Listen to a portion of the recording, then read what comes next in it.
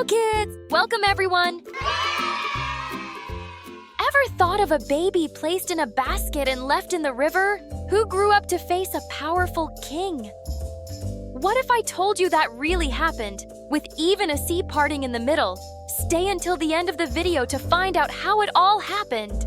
And don't forget, kids, click that like and let's take flight.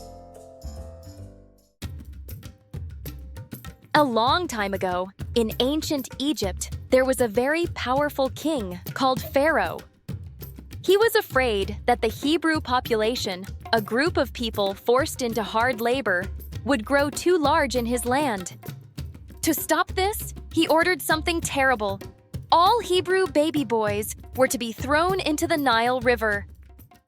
But one brave Hebrew mother named Jochebed, in an act of love and desperation, came up with an idea to save her little son. She made a basket, carefully waterproofed it, and with tears in her eyes, placed her baby inside, letting it float down the river. She trusted that God would protect him. The baby's sister, Miriam, hid nearby to see what would happen. Soon, Pharaoh's daughter came to the river to bathe and found the basket. When she opened it, she saw a beautiful baby boy crying. She felt love and compassion for him and decided to raise him as her own son. She named him Moses, which means drawn out of the water. Knowing the baby was Hebrew, Pharaoh's daughter allowed Miriam to find someone to nurse him. Miriam brought the baby back to his own mother, Jochebed, who cared for him until he was old enough to live in the palace. Years passed, and Moses grew up as a prince in Pharaoh's palace. One day, he saw an Egyptian mistreating a Hebrew. Unable to stand by, Moses intervened and, in his anger, ended the Egyptian's life. Afraid of the consequences, Moses fled to the desert of Midian to hide. In Midian, Moses met Jethro, a priest. But wait! Do you know what a priest is? A priest is a spiritual leader who plays an important role in helping people connect with God. They pray, guide religious ceremonies, and teach about God. It's like having a wise friend who helps you grow closer to Him. Now, back to the story.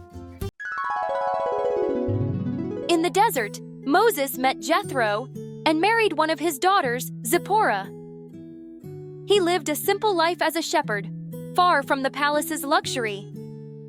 One day, while tending sheep on Mount Horeb, Moses saw something incredible, a burning bush that was on fire but not burning up. As he got closer, he heard God's voice calling his name. God gave Moses an amazing mission to free the Hebrew people from slavery in Egypt. Though Moses felt unsure, he trusted God and accepted the task.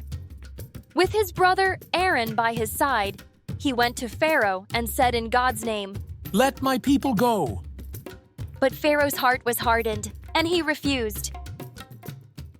God then sent 10 plagues to Egypt to show his power and convince Pharaoh to release the Hebrews.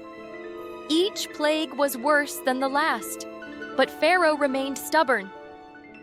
Finally, after the 10th plague, which caused all the firstborns in Egypt to lose their lives, Pharaoh allowed the Hebrews to leave.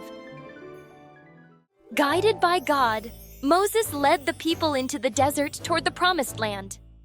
But their journey was full of challenges. They faced hunger, thirst, and fear. But God always provided and protected them. The plague sent by God and the departure of the Hebrew people from Egypt made Pharaoh furious.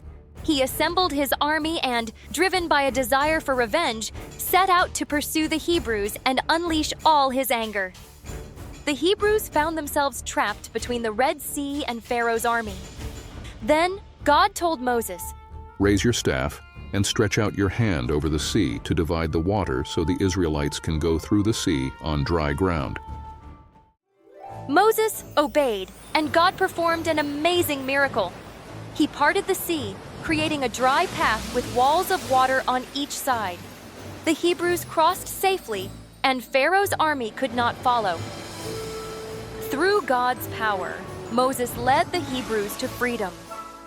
They sang songs of praise to God for their deliverance and continued their journey toward the Promised Land, where they would live in peace and safety. But that's a story for another time. The story of Moses reminds us that God is faithful to his promises and can use even the most unlikely people to do incredible things. God hears our prayers, guides us with love, and cares for us. We can trust him and follow his ways, even when times are tough, because he is powerful and always ready to help us in every situation. Then Moses stretched out his hand over the sea, and all that night the Lord drove the sea back with a strong east wind and turned it into dry land. The waters were divided, and the Israelites went through the sea on dry ground, with a wall of water on their right and on their left. The best place to bring the Bible to kids is right here. Subscribe to the channel and leave a like. See you next time, everyone. God bless you.